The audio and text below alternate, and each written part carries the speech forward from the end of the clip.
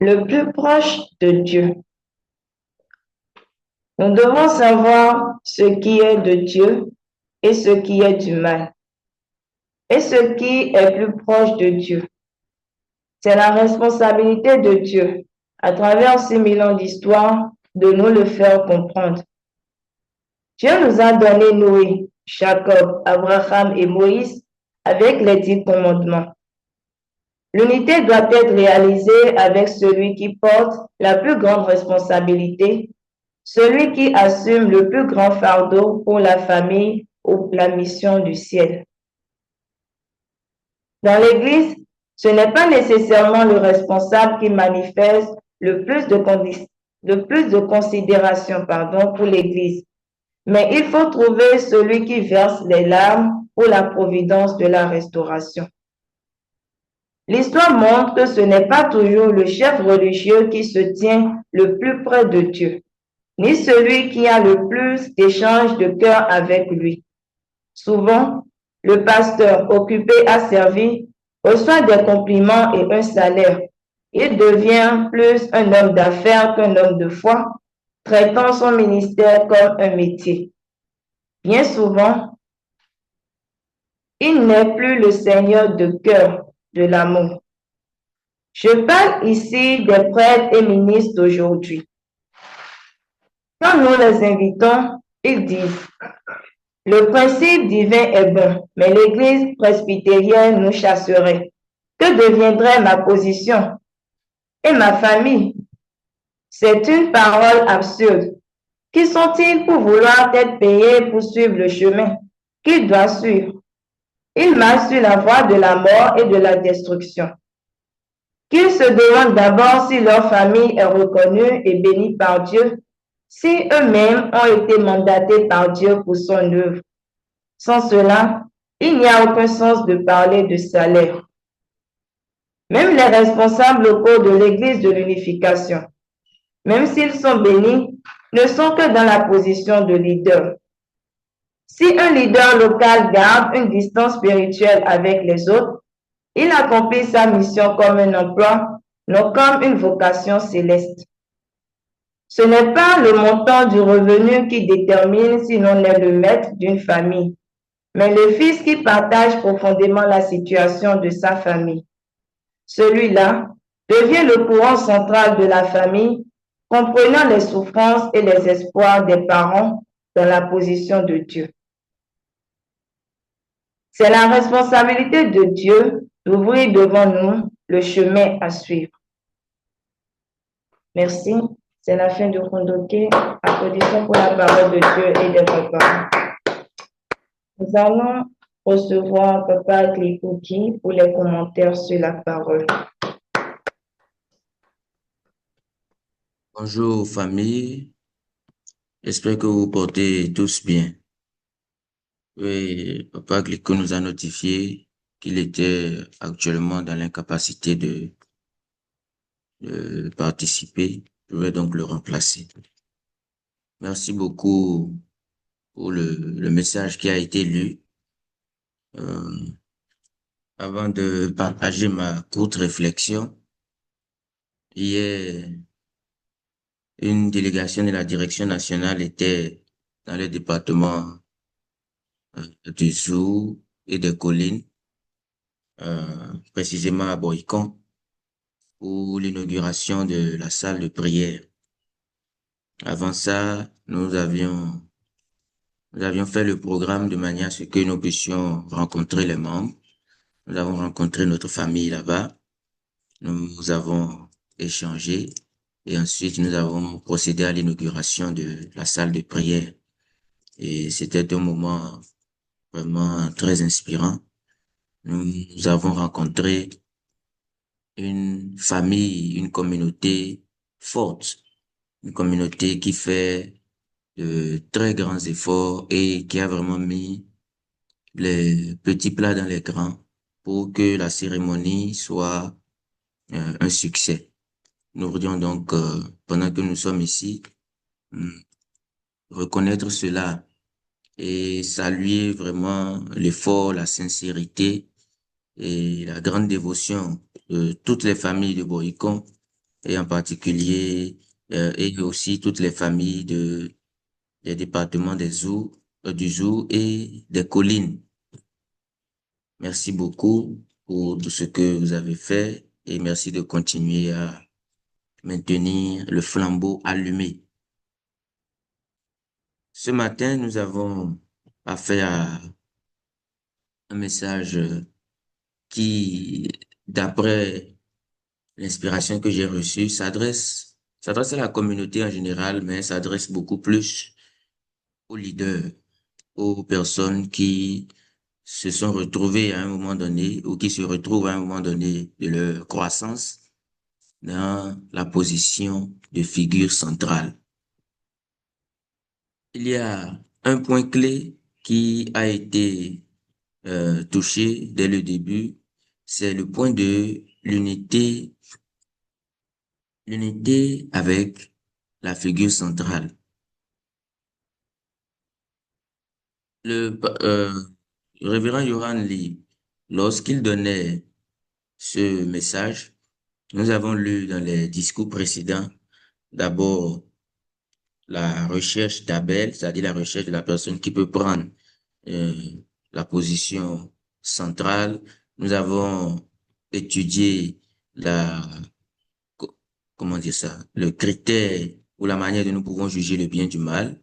Nous avons étudié aussi que nous avons absolument besoin de passer par les autres, que nous soyons dans une position Abel ou sujet, ou que nous soyons dans une position objet, nous avons absolument besoin de passer les uns par les autres pour pouvoir accomplir la volonté de Dieu, parce qu'il ne s'agit pas de prioriser sa connexion individuelle, sa connexion personnelle avec Dieu, et de penser que comme je reçois des inspirations directement de Dieu, comme j'écoute la voix de Dieu, je peux accomplir la volonté de Dieu par moi seul.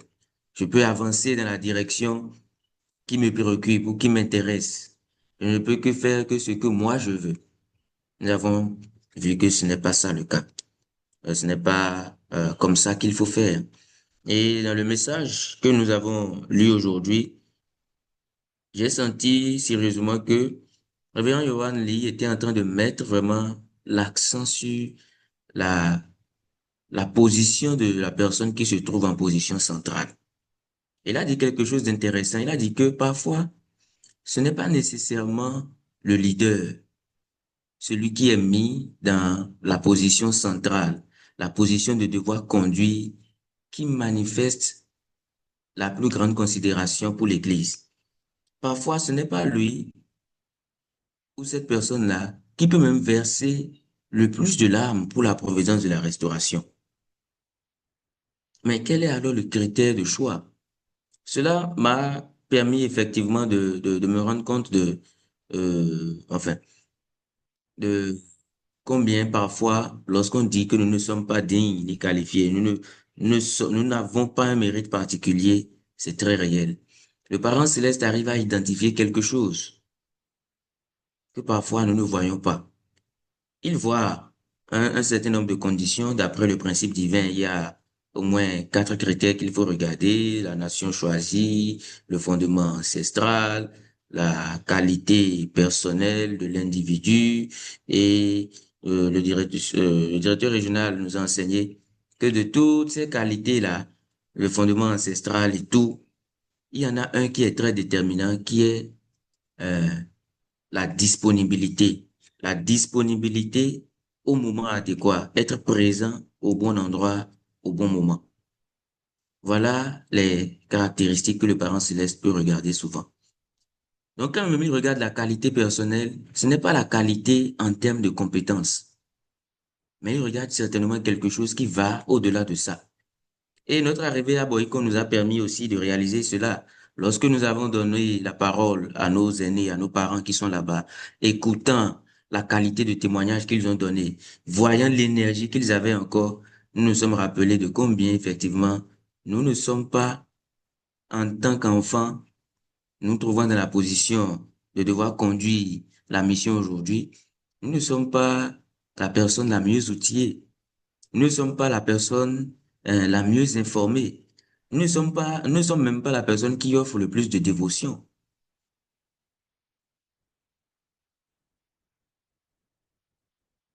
Mais comment est-ce que le parent céleste alors identifie ou élève une telle personne qui n'a pas les meilleures les meilleures qualités pour la mettre dans une position qui est celle de devoir être plus proche de Dieu? Je dois vous avouer que je continue de méditer et de réfléchir sur cette question. Mais je me suis souvenu d'une parole du Seigneur Jésus dans la Bible lorsqu'on est venu lui dire que son père, pardon, son frère et sa mère sont en train de le rechercher. Il a dit, mais c'est qui mon père? C'est qui ma mère? C'est qui mon frère? Ceux qui sont ici, celui qui fait la volonté de Dieu, celui qui fait la volonté de mon père, c'est celui-là qui est mon père, c'est celui-là qui est ma mère, c'est celui-là qui est mon frère, c'est celui-là qui est ma sœur. Pour montrer que dans la conduite de la volonté de Dieu, il n'y a pas en réalité de position établie. Il n'y a pas d'office un droit d'aînesse qui est établi. Bien sûr, on peut considérer le droit d'aînesse en termes de naissance spirituelle, mais à un moment donné, c'est comme je l'ai dit, la disponibilité, la responsabilité, et même ce qu'on peut appeler en français la responsivité. Combien on est prêt à agir, combien spontanément on est prêt à suivre. Ces critères-là vont déterminer le choix d'une personne pour être dans la position élevée. Donc, la responsabilité de cette personne qui se trouve dans la position élevée, d'après le révérend Yohan Lee, c'est de trouver ceux dans la famille qui offrent le plus de dévotion, ceux dans la famille qui ont un souci encore plus grand que lui ou elle qui a reçu la responsabilité de conduire l'ensemble. Sa responsabilité, c'est d'identifier de telles personnes, de se rapprocher d'elles, de les associer et de ne pas conduire sa responsabilité juste comme un emploi, juste comme un travail que j'ai. Bon, je dois accomplir telle et telle responsabilité, c'est ma mission. Donc, je me mets dedans et je fais ce que je dois faire. Non, en étant plus proche de Dieu, par choix divin, cette personne-là doit chercher en elle, elle doit chercher autour d'elle, parmi ses frères et sœurs, qui semble avoir le niveau de cœur le plus élevé. Et je disais que ce message s'adresse beaucoup plus aux leaders. Pourquoi? Parce que parfois, dans la position centrale, lorsque nous nous retrouvons dans la position centrale, nous pouvons penser que du fait que Dieu travaille à travers moi, il y a forcément plus d'inspiration que moi je vais recevoir. Ce que moi je reçois est forcément plus élevé, est forcément plus correct que ce que quelqu'un d'autre peut me dire. Mais c'est faux. C'est faux. Ce n'est pas réel. Parce que je dois reconnaître mes limites. Je dois reconnaître que je ne suis pas celui qui offre le plus de dévotion. Quand je prends mon cas personnel, je considère que moi, je suis né seulement hier. Mais quand on parle de l'histoire de la Providence qui a démarré depuis 80, 89, 86, les gens qui ont été témoins depuis 86, 89, et qui ont conduit la Providence, qui ont une histoire et qui sont là aujourd'hui. Est-ce qu'on peut considérer que parce qu'aujourd'hui, j'ai peut-être reçu la responsabilité par choix divin, par décision divine, automatiquement, je connais l'histoire, je sais ce qui est mieux? Non. Et cela vaut pour nous tous qui sommes en position de responsable. La personne qui prend responsabilité pour la famille, d'après Révérend Johan Lee, n'est pas forcément l'aîné. C'est celui qui s'efforce de faire de la situation de sa famille quelque chose qui dépasse ses préoccupations mondaines ou ses préoccupations de survie de tous les jours. En quoi est-ce que cela s'adresse à nous tous en tant que famille bénie? Cela s'adresse à nous tous en tant que famille bénie parce que nous devons comprendre que nous sommes en train de fonctionner en tant qu'une famille. Et dans la famille, quand même il y a peut-être un chef de collectivité, quand bien même il y a un aîné vers qui on doit se tourner pour faire des consultations ou pour prendre des décisions, j'appartiens à cette famille-là. Je porte le nom de cette famille-là. Je porte le sang de cette famille-là. Et par conséquent, j'ai une responsabilité à accomplir vis-à-vis de cette famille-là. Je ne peux pas vivre en dehors de la famille. Je ne peux pas décider de faire quelque chose qui va à l'encontre de l'intérêt général de la famille. La maison familiale a besoin de mes soins. De la même manière que je peux hériter de tout ce qui appartient à la famille, je dois investir dans tout ce qui appartient à la famille. Je peux parfois même reconnaître que j'ai une plus grande capacité que celui qui est en train de conduire la famille à un moment T. Mais quelle est l'attitude que j'ai de pouvoir me rapprocher de cette personne-là et de lui dire, voici la compréhension que j'ai, voici l'inspiration que j'ai reçue, de manière désintéressée. Comment pouvons-nous faire telle chose? Comment pouvons-nous faire telle chose? Ou je sens qu'il y a un tel souci, je sens qu'il y a une telle situation. Voici l'aide que moi je suis en train d'apporter. Ce faisant, nous contribuons à élever ce qui nous concerne à tous, ce qui nous concerne nous tous. Ce n'est pas la position qui doit déterminer la quantité d'investissement. Et par ricochet aussi, ce n'est pas la qualité ou la quantité d'investissement qu'on a fait qui doit nous donner l'impression qu'on a droit à une certaine récompense ou à une certaine position. Dans le discours, le révérend Yohan Lee disait qu'il y a certains leaders qui estiment qu'ils doivent protéger leurs revenus, qui estiment qu'ils doivent protéger leur position, qui estiment qu'ils ont besoin d'être rémunérés pour faire ce qu'ils doivent faire.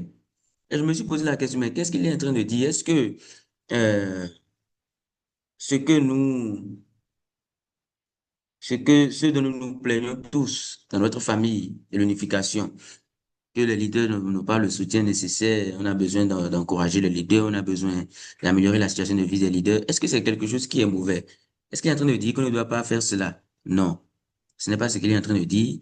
Ce qu'il est en train de dire, c'est la qualité de cœur, c'est l'attitude de cœur, c'est l'inspiration avec laquelle on exprime un tel besoin. Parce que dans une famille, est-ce que le chef de famille peut venir imposer que chaque fois qu'il doit rassembler les gens, chaque fois que quelqu'un a une préoccupation va se rendre vers lui, cette personne-là doit venir avec une contribution financière.